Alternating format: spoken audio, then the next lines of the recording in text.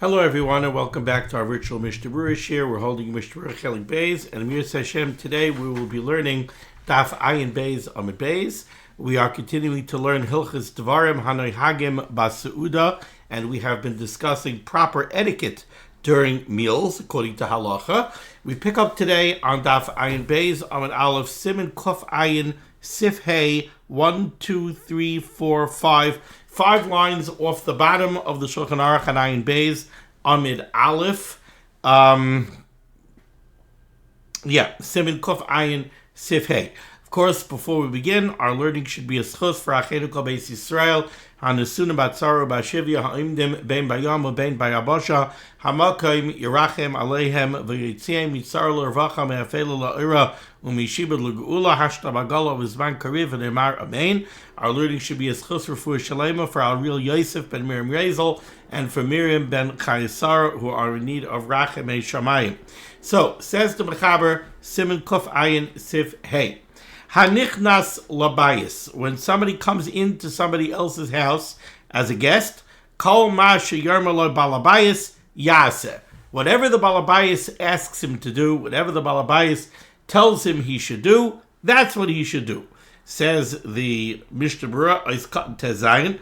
This is certainly a very interesting statement of the Mechabers over here. So says the Mishnah Berurah is cut tezayin. Kol ma sheyomar. Whatever the balabayis says the Chavetz Chaim, hainu afilu davar sheyesh by ktsas gasus. What this means is, even if the balabayis tells you to do something that to you feels a little bit like gasus ruach, it feels like you're being a balgaiva, usrara, or it feels like you're taking a position of authority. Shaloi haya oisikein ha'ireach, and this is something that the guest would normally not do, mishom anava, out of a feeling of modesty and humbleness, alpha pikein yaseh, still in all, he should do it anyway. So for example, you come to a house as a guest, and the host says, please, sit at the head of the table. Or you come to a simcha, no, please, I want you to sit at the mizrach vant. And you don't want to do that. You see, it feels like gases a ruach. Who am I to sit on the mizrach vant? Who am I to sit at the head of the table? I'd rather sit, in a normal seat together with the normal guests. Still, if the balabas asks you to do that, that's what you should do. Continues the Chavetz Chaim, V'im ha'ireyach noyeg eze precious. But let's say the guest has a certain hanhaga that he does, hanhaga of precious. There is something that he distances himself from. B'davar she'oiseh mishum srach isur. Let's say somebody is very careful about a particular type of chumrah, and it's something that he doesn't want chas v'chalila come to isurim, and that's why he's pirish from this thing, because of a fear of isur. Eina mechuyev l'shmaya l'balabayis lavar. He doesn't have to listen to the balabayis and go against a hanhaga that he has that is mishum srach isser, because he's afraid of coming to an isser. So an example that I could give you, and we're really getting into a dangerous area here, but I'm trying to pick my words very carefully. Let's say a person has a hanhaga that he doesn't use a certain hashkacha, but he doesn't use that hashkacha not because of a mishagas, or not because he was bekabel lashon hara. He doesn't use a certain hashkacha because he knows that they have certain kulas that he's not interested in using. They're noyig certain kulas, they accept certain heterim, and he checked it out. He found out that they're noyig certain heterim that he doesn't want to be noyig. Now that's something of srach isser. He's afraid of coming to an isser. He knows that they're noyig certain heterim. He's not comfortable with those heterim. Maybe his rabbeim weren't comfortable with those heterim, and therefore he stays away from that hashkacha. If the balabayis tells him to eat it, he's not mechuyev to go ahead and eat it and risk being over isurim, because the balabayis told him to do something. But says the Chavetz Chaim, that's only when he's noyig a precious because of sirach iser. Aval davar shu precious ba'alma, but something which is stam a precious. Somebody has a hanhaga, he has a hanhaga that there are certain foods that he doesn't eat because he wants to be pirish from gashmis. There are certain things that he's noyig because of precious, meaning he doesn't want to take so much gashmis into himself. That in that case, listen to the balabayis and do what the balabayis says. Toiv lagever lahastir maisav. If you have a precious, which is a hanhaga of chumrah, but it's not something that's a chumrah because you're afraid you're going to come to isurim. It's a chumrah because you have hanhaga of precious. You're trying to bring yourself to a higher madrega. In that case, you should do whatever the balabayis says. Ois cut and yudzayin yaseh. Whatever the balabas says, that's what you should do. I'm big yesha. Chavetz Chaim says, take a look at the sefer big the yesha. Shemitzadeh who takes the opinion dahainu dafka zulas achilu ushtia. This is negeya to things other than eating and drinking. Aval ba'achilu ushtia. But when it comes to eating and drinking, if somebody is full, he doesn't want to eat anymore. He doesn't want to drink anymore. And the balabais is pushing him. Eat another piece of cake. Oh, the roast was so good. Have another piece of roast. He's not mechuyev to eat more or drink more because the balabais is pushing him to eat more or drink more. Why? We're not going to say that a person is mechuyev to eat or drink when he doesn't want to eat or drink because that could actually bring him to physical harm. And if you don't listen to the balabais, it's not called that you're not being mechabed the balabais properly. Ayin sham. Okay. Now we go to Sif Vav. Says the Mechaber, 4 lines off the bottom. Lo yehei adam kapton. A person should not be a kapton. What's a kapton? Pirush. What's the meaning of that word? Kapton. Kaisan. He shouldn't be easily angered. Oy ragzon. Also, he shouldn't have a short fuse. Basuda. When it comes to things that involve the Suda. A kapton is somebody who's very makpid. He's very makpid. If things don't go the way he wants them to go, he gets upset right away. Says the Mechaber, you can't be a kapton when it comes to a Suda. Says the Mishnah Berurah, what is this all about? Ois katan tezayin. Hainu, afilu davash, I'm sorry. Wrong Mishnah Berurah. Ois katan yud ches. Kapton b'suda, say a person should not be a kapton. Why? Because by being a kapton, he will prevent the people of his household. Loses klum la'anim. He will prevent them from giving anything to poor people who come searching for food. Because they're afraid of his kaptonus. So what this means is, when the Mechaber says that you should be a kapton in the Suda, it means you shouldn't be makpid on people taking food, on people giving away food. You should be very free. Everybody eat, take, give more food to people. Don't be a kapton. Because if you're going to be a kapton, then an ani is going to come to the door and the people in your house are going to say, no, we can't give food. We can't give food to the ani. Tati is going to come to the kitchen. He's going to look at the pot. He's going to say, what happened? I saw that there were 8 pieces of roast over here. How come there are only 6 now? And he's going to get all upset. He's going to yell at us. So we better not give food to the aniyim. Furthermore, says the Chavetz Chaim, V'oid, and furthermore, ki ha'archim u'bnei beisai, even the guests that the host invites to his own table, and bnei beisai, the people of his own household, mispaishim oz lechel, they're going to be afraid to take food. They're afraid that the balabais is going to blow up at them if they eat too much. Maybe the host, he's such a captain. Maybe he's going to be a captain on the food that we're taking and we are eating. Ois katan zayin, Sif zayin, says the Mechaber. Lo yoichal adam prutza kabetza. A person should not eat a piece of food the size of an egg. That means don't take a piece of food, the volume of an egg, shove it in your mouth, and eat it in one shot. If you do eat that way, you look like a glutton. Says the Mishnah Berurah, the Beis Yosef takes the opinion that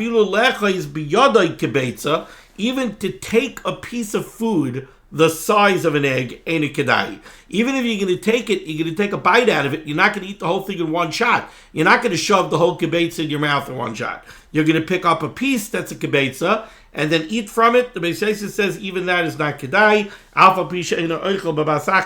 even though you're not going to eat it in one shot. We'll talk about this a little bit more, but let's go a little bit weiter, where the Mechaber is going to keep on talking about halachas of this type. Things that you should not do because it's going to make you look like a glutton. Says the Mechaber is ches, 3 lines off the bottom in the middle of the line. Lo yishtek koisai bebasachas. Person should not take his kais of yayin. Don't take a cup of wine and glug, glug, glug, glug, glug, glug, glug. Drink it all down in one shot. Vim shasa, and if you do drink it that way, harez a gargaron, again, you look like a glutton. Says the Mishnah Berurah bebasachas. Vim mishayer afilu ma'at. If you drink almost the whole kais, but you leave over a little bit, sulai have a gargaron, then you're not considered a glutton anymore. When are you considered a glutton? When you knock back the whole thing in one shot. Continues the Mechaber, 2 lines off the bottom by the Ois Kat and Chaf Aleph in the Mishnah Berurah. Shnayim, if you drink the cup of wine in 2 shots, derech eretz. That's proper. But shloisha, if you take 3 drinks to drink the glass, harezeh migase ruach. Now you look like your epis, from the Besser mention, that you delicately, 1 drink, 2 drinks, 3 drinks. So there's a very fine line over here. You knock back the whole kais in 1 shot, you're a gargaron. You do it in 2 shots, that's normal. You do it in 3 shots, you're gase ruach. Okay. Says the Mishnah Berurah, Ois Kat and Chaf Aleph, Shnayim derech eretz, Pirish, if you take 2 shots to drink the cup, then that's normal. Continues now the Ramah, 2 lines off the bottom. Hago. Miu, kais katan ma'oid. If you have a very small kais, what constitutes a very small kais? So if you take a look at Mishnah Berurah, Ois Kat Chaf Beis, he says right away, kais katan, hainu pachas meravius. That means less than a revius. So less than approximately 4 ounces. If you have a very small kais, Miu says the Ramah, kais katan ma'oid, if you have a very small kais, mutar l'shtaisai bebasachas, less than 4 ounces for sure you could drink in 1 shot. V'chein, gadol ma'oid, and also if you have a very big kais, b'shloisha ayar ba'apamim, you could take 3 or 4 shots to drink it, and you're not considered gasi or ruach, because it is a large kais. Let's go back to the Mishnah Berurah, Chav Beis, kais katan, 9 pachas previous.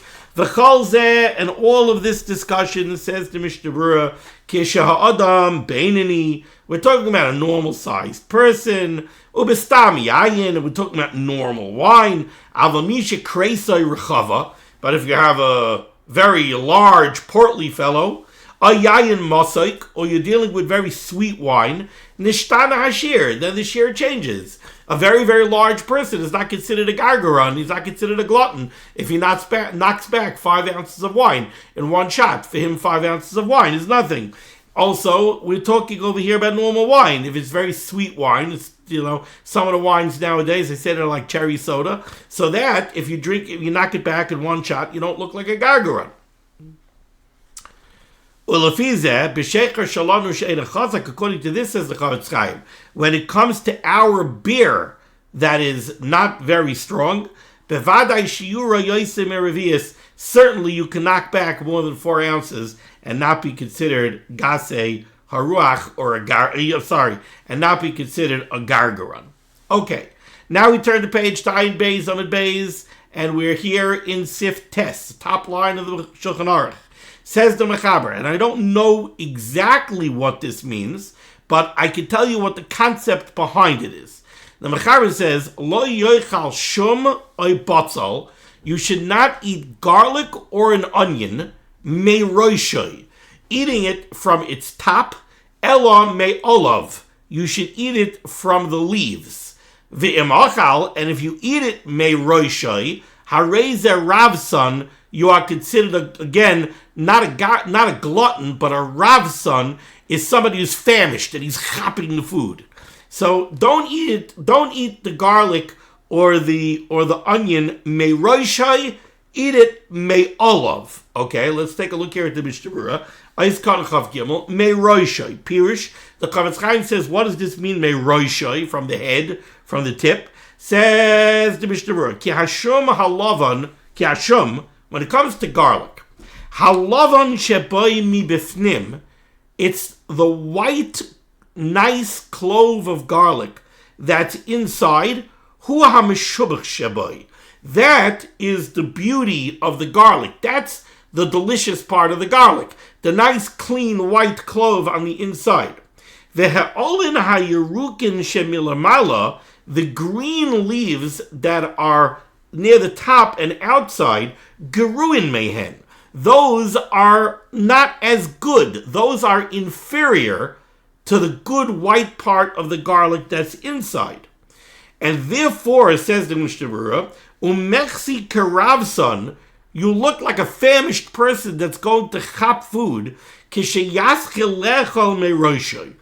you go and you eat, if you chop right away, the roishoy means the head. The head over here means the best part. If you go ahead and you rip open the garlic and you go straight to the delicious white inside and you chop that and you eat it, you look like a Rav son. Take it easy. Take a chill. The outside is also edible. Eat the outside. Now, I don't know. Our garlic, where we get our garlic, the outside is white. It's all dry. It's crinkly. It's not something that you're going to eat. I don't know if maybe this is referring to fresher garlic so that the outside leaves are edible and they're just not as superior. They're not as delicious as the inside. So in that case, what the Prisha is saying is don't chop right away to dig into the inside of the garlic and eat the delicious inside. That's meroishay. Instead, take it easy. Start eating from the outside. Eat the green leaves on the outside. Those are also edible. You'll be fine. Eat those. Same thing by an onion. The Mishnah Berurah says, May olav, you should start eating the leaves mitzad he'olin. You should start eating the outer leaves. What this reminds me of is sometimes you go ahead and you bake a cake in on a 9x13 tin, and you have, the people who want the middle. They want the nice, soft middle, So they take a knife and they cut out a piece for the middle. Everybody understands that a person who does that looks like a Rav son and a glutton. It's pashut not right. Or the old joke that they used to say about the guy who goes to the deli and he says he wants some salami, and the guy puts the deli onto the slicer and he starts slicing, and the guy says keep slicing, now give me 6 slices from the middle, right? Or the person who there's a pie, he cuts off the tip of the piece of pie, which is the best piece. Right? So then you look like a Ravson. You're going, me, I'm an official. You go and you run and you chop the best piece. So over here, by garlic and by onions, exactly what the Metzias is, I'm not sure. But that's the point that the Mechaber is driving home. Don't dive right into the inside of the onion, the inside of the garlic, and eat the best part. Start from the outside. And we had a cook in yeshiva many years ago, Mr. Yeager, Zachar Latov, and he used to say, that he would bring bread into the kitchen, nice sliced rye bread, and people rip open the bread and they dive right to the middle of the loaf and they take out 4 slices of bread all the way from the middle of the loaf. So Mr. Yeager would get all upset and he would say, a loaf from bread starts from the beginning. You got to eat the small slices on the outside too. And if he would come into the dining room and he would see that there were 10 bags of rye bread ripped open and they're all missing the middle, he would take all the bread into the kitchen and he would bring out only the outside slices, and he would say, I'm not bringing in any more bread until those outside slices are gone. So don't be a Rav son and rip open the bag and take out the 4 middle slices. Push it not right. Okay. Says the Ramah. We're here on the top line, Ayin Beis Amud Beis. Hagah. V'lo yoichal derech Rav sonus. B'derech klal. Don't eat in the derech of a Rav son. Don't come to the table and eat like somebody is famished and yechapig. V'lo yechaz hamaychel b'yodai achas. Don't hold the food in one hand. V'yitloish b'menu b'yodai ashniya. And be ripping pieces off it with the other hand to go chap. Somehow that's also, it's the style of a Rav's son. Says the Mishnah Berurah, don't be ripping pieces off with your other hand. Somebody who's using koyach and he's ripping pieces off. That you're holding something with two hands to rip it apart. In the Mishnah Berurah, which is one of the Mesechtas Aktanos in Shas, it says, "Hatipe sheben, a tippish, a foolish person, achaz a kelach biyada yachas, he holds the stalk in one hand, unashachai b'shinav, and he bites off pieces. Mashma, the dafka boifet zehevi gnai, vayin bebir agra." So from the Mesechtas Berurah, it sounds like to hold the Michael in one hand and pull off pieces is not derech gnai. Derech gnai is to hold it and bite from it. But whatever it is, the point over here that's being brought across, in each place according to their customs, and in each time according to their customs, don't eat in a fashion that you look like you're starved and you're tearing into the food. Eat like a mensch. Also, don't eat megasir ruach. You shouldn't be that, dainty gasir ruach either. Eat in a normal menschliche fashion. Says the Mechaber Sif Yud, 2 lines from the top near the end of the line. Lo yishoich prusa, do not bite a piece of food, v'yanichena al gabe hashulchan. So, what this means is, don't take a piece of food, bite off a piece, and then take the piece that you bit off out of your mouth and put it down on the table.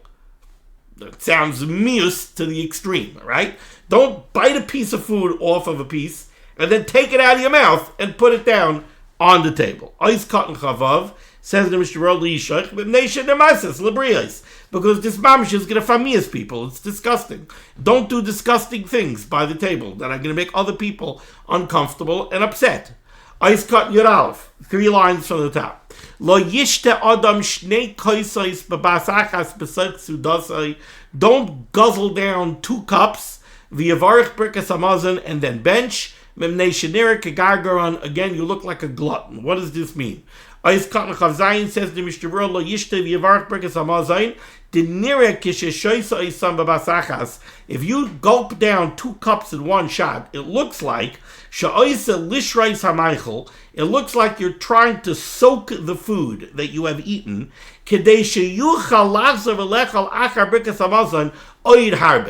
It looks somehow, again, this is each place and time according to their customs. Somehow the Chavetz Chaim is saying, if you guzzle down 2 cups and then you bench, somehow that looks like you're guzzling down the drinks. That somehow is going to allow you to immediately after benching sit down and eat more. In the Torah is a different gersa where it says, don't bring 2 cups. A lot of Achrayim explain that Kavana, the intent of this is the person's intent in bringing 2 kaises is that right now he wants to drink 1 kais, and the second one he's leaving for benching. Don't bring them at one time. According to this, what it means is, let's say you know that you're going to be benching, and you're going to bench on a kais. And right now, you want to drink a glass of wine too. So you bring 2 glasses of wine to your seat. 1 glass of wine is the glass that I'm going to drink now, b'say chasuda. The other glass of wine, I'm saving for the kais of Birkas Hamazon. Now, there doesn't seem to be anything wrong with that. Yet the Achrayim say the problem is, again, you look like a glutton. What are you coming bringing 2 glasses of wine to your seat? Right? It's like a guy has 2 hot dogs, and he comes with 2 bottles of beer. And he sets 2 bottles of beer down in front of him. You know what? When you sit down with 2 bottles of beer in front of you, it looks like you're ready to knock back 2 bottles of beer. You look like a glutton. The same thing. You come and you prepare right away in front of you 2 glasses of wine. Doesn't look right. Even though you did it because one of the glasses of wine is for Birkas Hamazon. Still, they are royim because the people are looking and they look at you like a glutton. The Mechaber is saying, don't do that. Sif Yud Beis. Says the Mechaber, Shnaim sheyoshven al shulchan. If 2 people or more are sitting at a table to eat, and there are serving platters. Hagadol poishit yadai tchila. You wait for the gadol. Who's the gadol? It's brought down either the biggest Talmid Chacham or the oldest. So, you come and you sit down and there's a deli platter on the table. You come and you sit down and there's a platter of potato kugel, chicken on the table. Who should take first? The gadol should take first. Don't go ahead and take before the gadol. If somebody does stretch out his hand to take before the gadol, he is a glutton. Says the Mishnah Berurah, the gadol should stretch out his hand first. Says the Mishnah Berurah, this is true. Even if there are many serving platters. So you're sitting by a table on Shabbos, a big table, and there are 3 deli platters. There's one near the head of the table by the gadol, there's one in the middle, and there's one on the other end. So you might think, if you're sitting on the other end, why do I have to wait for the gadol? The gadol has a deli platter right in front of him. When the gadol wants to take deli, he'll take from the deli platter that's in front of him. I'm taking from the deli platter that's all the way on the other side of the table that's in front of me. Says the Mishnah Berurah, no. I feel with the ikakares tuva. Even if there are many serving platters, lo yivshet yadai la ka'ara shalafanav. Don't stretch out your hand to the serving platter that's in front of you. Ad shehagadol yivshet tchila la ka'ara shalafanav. Until the gadol takes from the serving platter that's in front of him.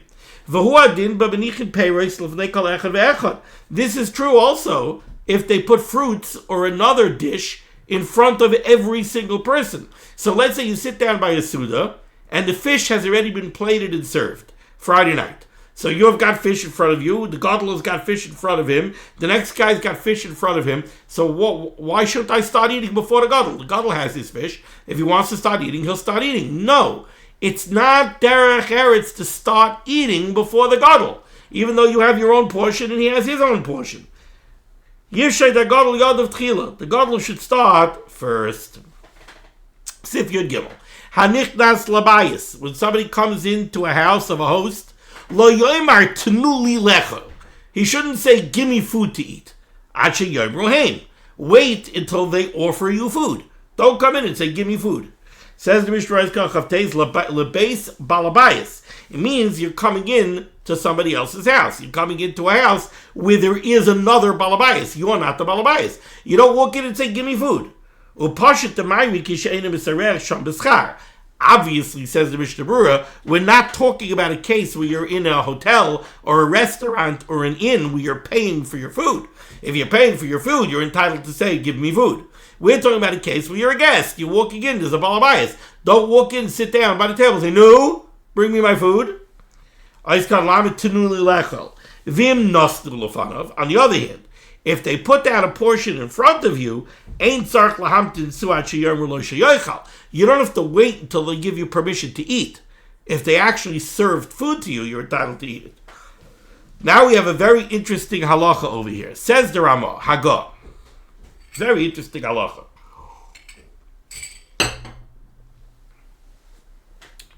Lo yoymar adam lachaveroi. Somebody should not say to his friend, Boi ve'echoil imi. Come eat with me. Ma shehechaltani.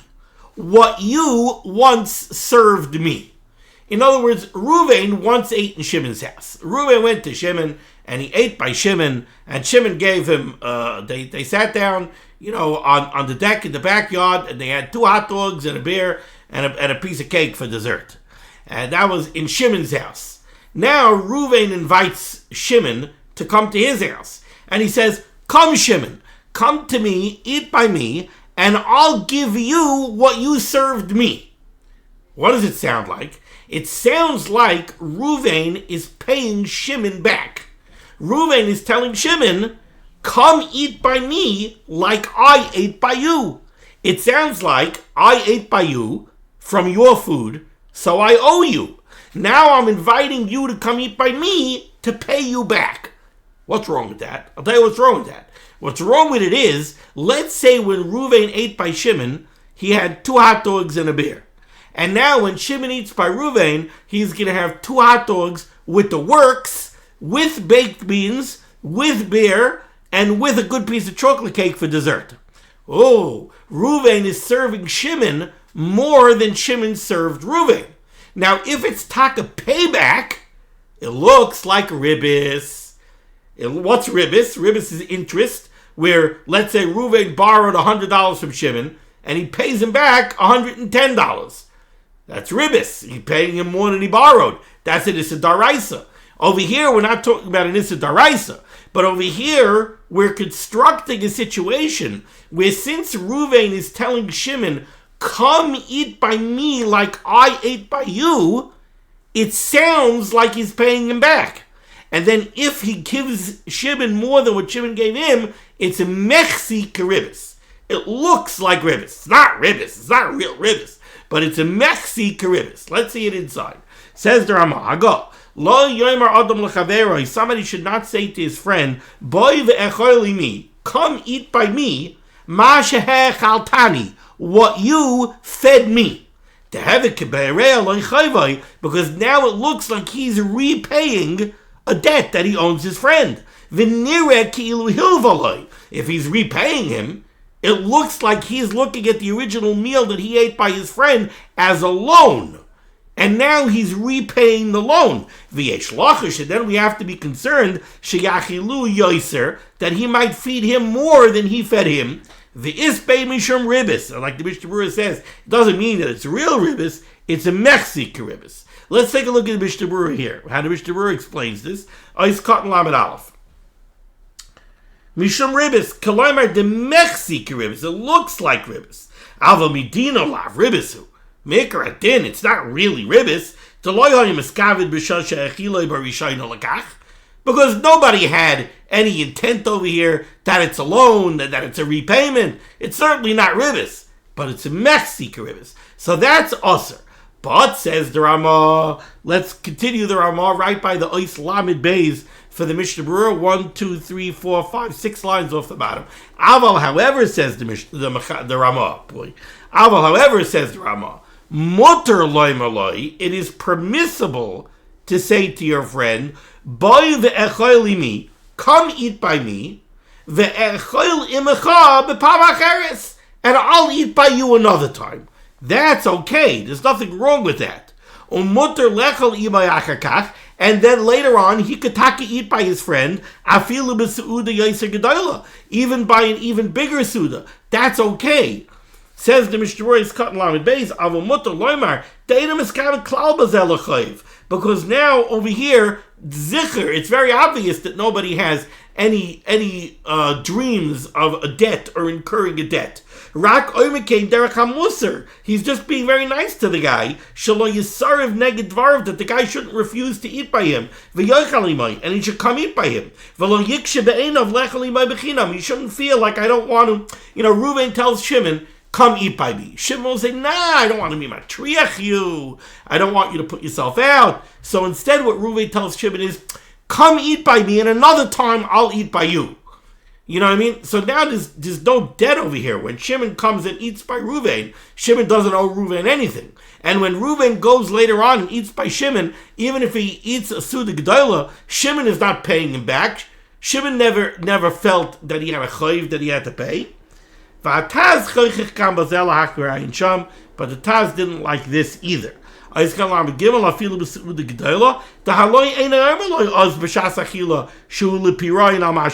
see, in this case, like the Mishnah Berurah says, the potentially troublesome phraseology is being used by the first meal. Right? What's happening over here is Reuven is telling Shimon, come eat by me, and another time I'll eat by you. But by the first Suda, when Reuven tells Shimon, come eat by me, there's no question over there of Reuven paying a chayiv. There's no chayiv. He doesn't owe Shimon anything. He's inviting Shimon to come eat by him. The Suda that happens 2 weeks later, when Reuven eats by Shimon, Shimon is not saying, oh, now I'm paying you back. Nobody's saying that then. So at that Suda, there isn't even any problematic phraseology. Rak b'derech matana ba'alma. Okay, Sif Yodalit.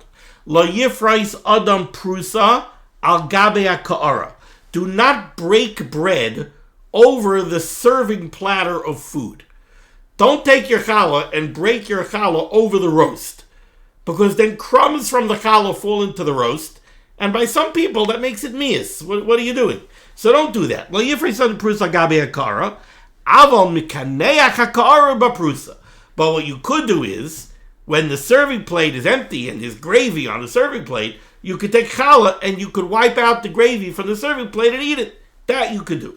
Says the Mishnah Berurah, Lamadal prusa al gabe. Don't break your bread over the serving platter. Hainu prusas pas. Don't break up the challah over the serving platter. Vatam. The reason for this is shematipa la prusa l'seicha ka'ara. Pieces of bread or crumbs could fall into the serving platter. V'yamayis ha'oichel, and that makes the food miyas to some people. Issa b'Gemara. The Gemara says a brachas tavches. Kishayachtach basar. When you're cutting meat, yachtachedu al gabe ha'shulchan. Either cut it on the table, or on a cutting board, or on a plate. V'loyal gabi ayad. Don't hold a piece of meat in your hand and slice a piece of meat while it's in your hand. Says the Mishnah Berurah, why shouldn't you do this? V'loyal gabi ayad. Shema yifka biyadai. The knife might hit your hand. So first of all, don't do it because it's a sakana. Second of all, don't do it. V'gam shema yetze dam v'yamayis ha'oichel. Also, if you do cut your hand, blood might get onto the food and ruin the food. Ois cut lamed hey baprusa. You can take a piece of bread and wipe out the serving dish. As long as you're going to eat the piece of bread. If you're not going to eat the piece of bread, then what you're doing is just bezoyin oichlin. You're not allowed to use a piece of bread as a sponge. If you're going to wipe out the gravy for the serving plate and eat it, but just to wipe out the serving platter because you want to clean the serving platter with a piece of bread is not a sponge. That would be bezoyin oichlin. And this is brought down from the Achrayim. Now let's do Sif Tes Vav. Now, before we do Sif Tes Vav inside, I just have to remind you of something that we learned earlier. We learned earlier that one of the things you should not do, Sif Yud, on the second line near the end of the line, we said Lo Yishaych Prusa, don't take a bite out of a piece of food, V'yanichen al gabi hashulchan, and then put it down on the table. And I told you that what that means is, don't take a bite, don't bite off a piece of food, then take it out of your mouth and put it on the table. Now, from the words of the Mechaber, how do you know that it means that? How do you know it's talking about the piece of food that's in his mouth? Maybe it means, lo yishak prusa, don't bite from a piece of food and then put the remaining piece of food down on the table. Maybe it means that. I didn't touch it that way. I told you it means don't take the piece out of your mouth and put it on the table. Now we're going to see why I learned it that way. Says the Mechaber, Ois Kat Yudal. Lo yifrais adam prusa. No, I'm sorry. Where am I?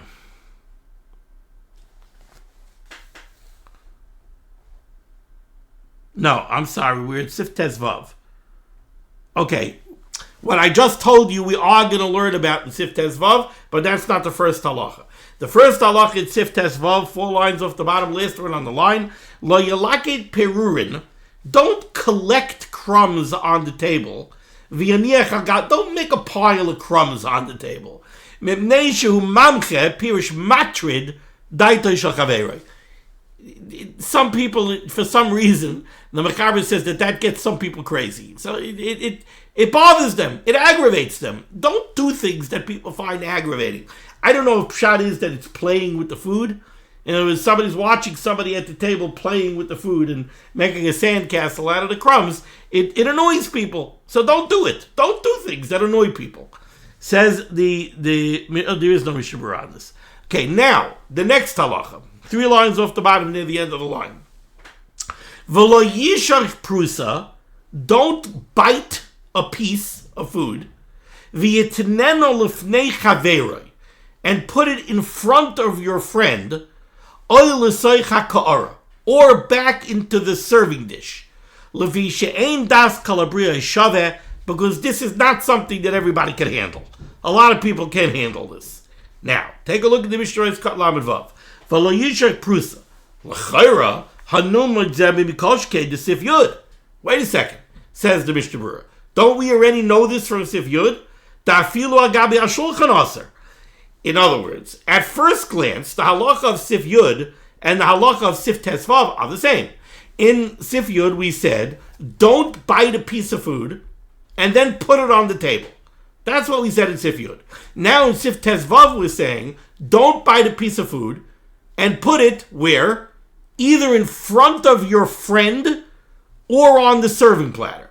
Now, if both of these se'ifim are talking about you did the same thing, then we have a problem. In other words, let's say both of these se'ifim are talking about where you bit off of a piece of food, right? So you had a polka. You had a drumstick from chicken. You bit off a piece. You eat it. Now you take the rest of the drumstick and you put it down. Let's say Sif Yud and Sif Tezvav are both talking about that mitzias, that the thing that you're putting down is the remaining drumstick that you bit a piece out of. So then in Sif Yud, the Mechaber is telling me, don't bite off a piece of the drumstick and then put the remaining drumstick down on the table. In Sif Tezvav he says, don't bite off of the drumstick and then put the remaining drumstick in front of your friend or back onto the serving platter. Says the Mishnah Berurah, that doesn't make any sense. If I told you in Sif Yud that you can't even put the remaining drumstick on the table anywhere, certainly you can't put it directly in front of your friend or onto the serving platter. So we cannot learn Sif Yud and Sif Tezvav as talking about the same mitzias. Clearly they're talking about a different mitzias. So says the Mishnah Berurah, Ela be'emes garsinan hacha mi prusa. The text over here in Sif Tezvav has to be Lo yishaych mi prusa. Don't bite off of a piece. V'cheinu b'mesechtes derech eretz u'bereikeach. V'hainu, and what this means is de'ena kavana ala katicha gufa she'achaza b'shinav. We're not talking about the piece that you bit off that's between your teeth. Here in Sif Tezvav, we're not talking about that piece. That's what we're talking about in Sif Yud. In Sif Yud, we were talking about the actual piece that you bit off. And in Sif Yud, we said the piece that you actually bit off is so ma'us, you bit it off with your teeth and now you're taking it out of your mouth, that you cannot put down anywhere on the table. In Sif Tezvav, we're saying something else. If you bit off a piece of a drumstick and now you have the rest of the drumstick, that is not quite as mos as the piece that you took out of your mouth. So the piece you took out of your mouth, you can't put anywhere on the table. The remaining piece that you bit from, that, if you want to put it down somewhere on the table, you could. But don't put it with Nei Chaveroi. Don't put it on your friend's plate or put it back on the serving plate. That you can't do. So we're not talking about the piece that you actually bit off with your teeth. That you're not allowed to put anywhere on the table. Look at the Yud. The kavana here in Sif Tezvav is the remaining piece. You bit a piece off of it, and now you have the remaining piece eza prusa. Even this piece, don't put it in somebody else's plate for him to eat it, or into the serving dish. We're going to stop over here. We'll continue next time with Sif Tezayin. Thank you so much for joining me for limud HaTorah. The source of limud HaTorah should be making against Klal Yisrael.